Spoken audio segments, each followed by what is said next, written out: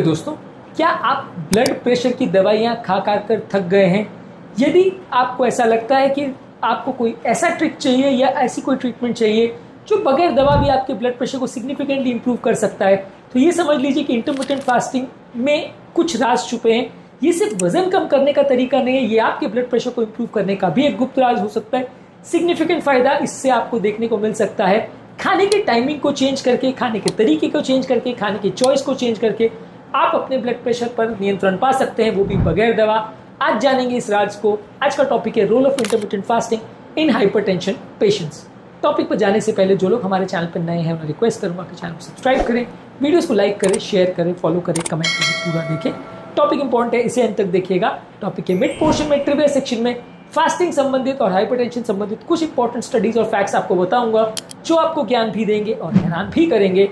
और यदि आप टॉपिक के एंड तक मेरे साथ बने रहते हैं, जैसे कि मैं आपसे उम्मीद करूंगा, तो कुछ इंपॉर्टेंट फैक्ट्स ऐसे बताऊंगा जो इस टॉपिक से मिली इंपॉर्टेंट इन्फॉर्मेशन को प्रैक्टिकली यूटिलाइज करने में आपकी मदद करेगा। तो चलिए शुरू करते हैं मेरे साथ ये साइंटिफिक सेशन।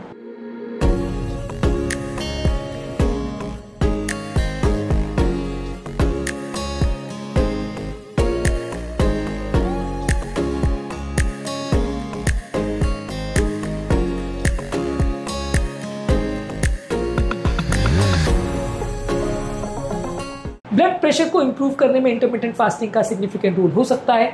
यदि आप ब्लड प्रेशर कम करना चाहते हैं और इंटरमिटेंट फास्टिंग कर रहे हैं, तो डेफिनेटली उससे आपका वजन कम होता है, ओवरऑल आपका बॉडी का इंसुलिन लेवल्स कम होता है। इंटरमिटेंट फास्टिंग द्वारा जब आप बिल्कुल टाइम रेस्ट्रिक्टेड खाना खाते हो तो आपके ओवरऑल इंसुलिन लेवल्स कम होता है, जिससे आपकी बॉडी में सिंपैथेटिक नर्वस सिस्टम की एक्टिविटी कम हो जाती है, यानी कि बॉडी के कैटेकोलिमिन्स या स्ट्रेस हार्मोन जैसे एड्रेनलिन, नॉरएड्रेनलिन ये कम हो जाते हैं। इसके अलावा बॉडी में जमा एक्स्ट्रा पानी में निकल जाता है, बॉडी में जो एक्स्ट्रा सोडियम जमा करने की टेंडेंसी होती है वो भी कम हो जाती है। ये सारी चीजें आपके ब्लड प्रेशर को कम करने में एक्चुअली मदद करती है। इसके अलावा जब आप इंटरमिटेंट फास्टिंग द्वारा अपने वेट को कम करते हैं, आपका पेट का मास कम हो जाता है, फैट कम हो जाता है, तो इससे भी बॉडी का इन्फ्लेमेशन कम होता है, इससे भी ब्लड प्रेशर कम करने में मदद मिलती है। इसके अलावा वेट लॉस करने से आपके ओवरऑल नलियों पर जो प्रेशर पड़ता है या नलियों पर ओवरऑल जो वर्कलोड पड़ता है वो भी कंपैरेटिवली कम हो जाता है। तो यदि आप फास्टिंग द्वारा सिर्फ अपना इफेक्टिवली वेट लॉस करते हैं तो सिग्निफिकेंटली आपकी ब्लड प्रेशर की दवाइयों में आपको फायदा मिल सकता है। इसके अलावा इंसुलिन सेंसिटिविटी के बारे में काफ़ी जानकारी है कि यदि आप इंसुलिन रेजिस्टेंट होते हैं तो ब्लड प्रेशर ज़्यादातर लोग को हो जाता है। इंसुलिन रेजिस्टेंस एक सिग्निफिकेंट रिस्क फैक्टर माना जाता है ब्लड प्रेशर करवाने में। यदि आप इंसुलिन रेजिस्टेंस को कम करते हैं तो आपकी नलियों का रेजिस्टेंस या सिकुड़न कम हो जाता है, आपकी नलियों की इनर लाइनिंग जो काम कर रही है उसे एंडोथेलियल फंक्शन बोलते हैं, वो भी कंपैरेटिवली बेटर हो जाता है। तो ये सारे तरीके हैं जिससे फास्टिंग आपकी ओवरऑल ब्लड प्रेशर को कम कर सकता है।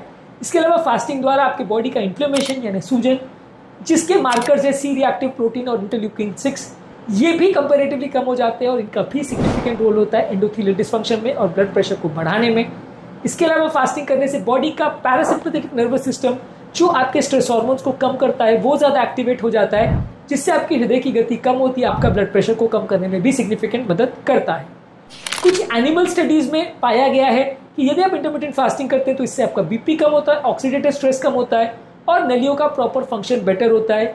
ह्यूमन स्टडीज में भी ये पाया गया है कि लगभग 8 से 12 हफ्ते यदि आप इंटरमिटेंट फास्टिंग करते हैं तो 5 से 7 मिलीमीटर तक का आपको रिस्ट्रिक्शन देखने को मिलेगा। ये बात जानना समझना इसलिए जरूरी है कि बीपी का रिस्ट्रिक्शन जो मिलेगा या इंप्रूवमेंट मिलेगा वो ह्यूज नहीं होगा, थोड़ा फायदा आपको जरूर देखने को मिलेगा, लेकिन वो रिडक्शन 5-7 मिलीमीटर तक का होगा, 20, 25 और 50 मिलीमीटर का नहीं होगा। तो इसलिए जरूरत से ज़्यादा उम्मीद मत रखिए। मॉडरेट रिडक्शन देखने को मिलेगा, खासकर उन व्यक्तियों में जो पहले से मोटे हैं या ओबीज है, ऐसा मेटा एनालिसिस ने भी शो किया है। अब आते हैं हमारे ट्रिविया सेक्शन में, जहाँ पे मैंने आपको बताया था कि कुछ ऐसे फैक्ट्स और स्टडीज आपको बताऊंगा इस टॉपिक संबंधित जो ज्ञान भी देंगे और हैरान भी करेंगे। चलिए शुरू करते हैं। सॉफ्ट इंस्टीट्यूट की एक स्टडी थी 2019 में। इन्होंने पाया था कि टाइम रेस्ट्रिक्टेड फीडिंग करने से इंसुलिन रेजिस्टेंस में सिग्निफिकेंट बेनिफिट देखने को मिल सकता है और ये ब्लड प्रेशर वाले पेशेंट्स के लिए फायदेमंद है। इसके अलावा जर्नल ऑफ हाइपरटेंशन ने 2020 में पब्लिश किया था कि सिस्टोलिक ब्लड प्रेशर में लगभग 6 से 10 मिलीमीटर की ब्लड प्रेशर रिडक्शन देखने को मिली थी इंटरमिटेंट फास्टिंग द्वारा। इसके अलावा एक मेटाबॉलिक स्विच थ्योरी है, जिसमें बेसिकली मतलब ये है कि यदि आप ग्लूकोज के बदले अगर फैट का प्रयोग करते हैं तो ये आपकी बॉडी के जो नॉरेप्रिनेफ्रिन है या एड्रेनलिन है उसको कंपैरेटिवली कम करता है, नेचुरली कम करता है। इससे भी आपको ब्लड प्रेशर में फायदा मिलता है। इसके अलावा रमजान के टाइम पे जो स्टडी की गई है मुस्लिम पॉपुलेशन में, वहाँ पे भी पाया गया कि रमजान के दौरान यदि आप फास्टिंग करते हो तो ब्लड प्रेशर को कम करने में सिग्निफिकेंट मदद कर सकता है। इसके अलावा ऑल्टरनेट डे फास्टिंग पर एक मेटा एनालिसिस यानी एक बहुत बड़ी स्टडीज की कलेक्शन ने ये शो किया है कि इस तरह के जब आप फास्टिंग पैटर्न करते हैं तो आपके ब्लड प्रेशर में लगभग 7 मिलीमीटर तक का रिडक्शन देखने को मिल सकता है। इसके अलावा फास्टिंग से आपके sympathetic nervous system better control होता है, तो इससे आपका हार्ट फेलियर होने का चांस और ब्लड प्रेशर को कंट्रोल करने में भी मदद मिलती है। इसके अलावा फास्टिंग द्वारा बॉडी का एक बायोलॉजिकल क्लॉक एक्टिवेट हो जाता है, जिससे आपके ब्लड प्रेशर में होने वाले वेरिएशंस या फ्लक्चुएशंस को भी कम करने में मदद मिलती है। इसके अलावा यदि आप शरीर को भूखा नहीं मारते हैं और सिर्फ कैलोरी रिस्ट्रिक्शन करते हैं और सभी अपने टाइम पैटर्न को सुधारते हैं, तो यहाँ से आपके ब्लड प्रेशर को कंट्रोल करने में भी सिग्निफिकेंट मदद मिलती है। ये भी खाने की टाइमिंग द्वारा जो स्टडीज की गई है उनमें भी ये साबित हुआ है। प्रीवियस सेक्शन में आज इतना ही। अब वापस आते हैं हमारे टॉपिक पर, जहाँ पर हम हाइपरटेंसिव पेशेंट्स के रिलेटेड इंटरमिटेंट फास्टिंग पर बात कर रहे थे। कुछ इंपॉर्टेंट चीजें जिससे हाइपरटेंशन पेशेंट को ध्यान रखने की जरूरत है यदि ये फास्टिंग कर रहे हैं। यदि आप फास्टिंग प्रॉपर कर रहे हैं तो अपने डॉक्टर से एक बार जरूर संपर्क कर लीजिए, क्योंकि आपकी मेडिसिन को किस टाइम पे लेना है, कैसे लेना है, ये सारी चीजें जानने समझने में आपकी मदद करेगा। इसके अलावा पानी ज्यादा पीना जरूरी है, नहीं तो कई बार डिहाइड्रेशन की वजह से बीपी की मेडिसिन में सिग्निफिकेंट प्रॉब्लम्स देखने को मिल सकती है। धीरे धीरे करके अपने फास्टिंग के रेजिमेंट्स को बढ़ाइए यदि आप खासकर उम्र दराज है तो, नहीं तो कई बार बीपी में सिग्निफिकेंट वेरिएशन देखने को मिल सकते हैं। इसके अलावा ये भी समझने की जरूरत है कि ये टाइम रेस्ट्रिक्टेड फीडिंग से जो ब्लड प्रेशर में फायदा है वो हर व्यक्ति को देखने को नहीं मिलेगा।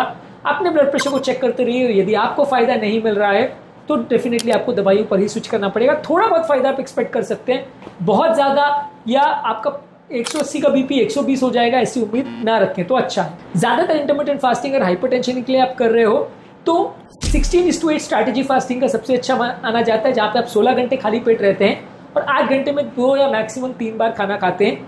इसके अलावा आप 5:2 स्ट्रैटेजी भी रख सकते हैं, जहाँ पे आप नॉर्मली हफ्ते में 5 दिन खाते हैं और 2 दिन हफ्ते में नॉन कंटिन्यूस 2 दिन में आप बहुत ज्यादा रिस्ट्रिक्टेड डाइटिंग करते हैं। तो ये दोनों स्ट्रैटेजीज हाइपरटेंशन पेशेंट के लिए सबसे अच्छी मानी गई है। अब आते हैं हमारे प्रैक्टिकल यूटिलिटी वाले सेक्शन में, जहाँ पर कुछ इंपॉर्टेंट पॉइंट्स मैं आपको बताऊंगा। यदि आप ब्लड प्रेशर की प्रॉब्लम से परेशान है और दवाइयां नहीं लेना चाहते तो ट्राई करके देखिए। खासकर यदि आपका वजन ज्यादा है, आप डायबिटिक हो या आप अगर बहुत ज्यादा यंग हो तो डेफिनेटली इसको ट्राई करिए, आपको इससे फायदा मिलेगा और जितना आप सोच रहे हैं उससे कई बार और ज्यादा भी मिल सकता है, बशर्ते आप इसको बहुत अच्छी तरह से करिए।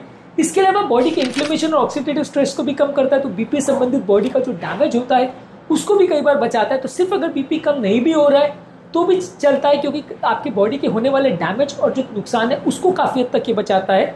इसके अलावा इसका असर दवाइयों के कंपैरिजन में ज्यादा बेटर है, क्योंकि कोई साइड इफेक्ट्स नहीं करता, आपको बाकी सिस्टम को भी इंप्रूव करता है। तो वहां पर आप इसको प्रॉपरली अगर यूज करें तो ज्यादा अच्छा है। साथ में आप कुछ और चीजें हैं, जैसे अपने साइकोलॉजिकल प्रॉब्लम्स है, ये सब चीजों को कंट्रोल करें, मेंटल स्ट्रेस को कंट्रोल करें, अच्छी नींद लें, ये सारी चीजें भी आपके ब्लड प्रेशर को कंट्रोल करने में और ज्यादा मदद कर सकती है। ओवरऑल ये सारी चीजों को यदि पूरा परिवार मिलकर करता है तो ओवरऑल ये आपके परिवार के बहुत सारी बीमारियों को और खासकर यंग लोगों में होने वाले हाइपरटेंशन को कंट्रोल करने में काफी मदद करता है। जब पूरा फैमिली इस तरह की थेरेपी को एक साथ मिलकर करता है तो पेशेंट को एनकरेजमेंट भी अच्छा मिलता है और उसका रिजल्ट्स भी ज्यादा अच्छे आते हैं। तो अगली बार यदि आपको ब्लड प्रेशर कंट्रोल करना है तो सिर्फ दवाओं पर नहीं, अपने खाने के टाइम टेबल पर भी भरोसा करके देखिए। ये पुराना विज्ञान है, कोई नई फैड साइंस नहीं है, बहुत सारी बीमारियों के लिए एक नई उम्मीद बन के आया है। अपने खाने के तरीके, अपने खाने के टाइम और अपने खाने के पैटर्न और फूड चॉइसेस को बदल के देखिए। कई बार ऐसा भी हो सकता है कि आपकी दवाइयाँ पूरी तरह से बंद हो जाए और आपकी जिंदगी बदल जाए। कमेंट सेक्शन में आपके कमेंट्स का मुझे इंतजार रहेगा। टॉपिक एंड करने से पहले जो लोग हमारे चैनल पर नए हैं उन्हें रिक्वेस्ट करूंगा कि चैनल को सब्सक्राइब करें, वीडियोस को लाइक करें, शेयर करें, फॉलो करें, कमेंट करें, पूरा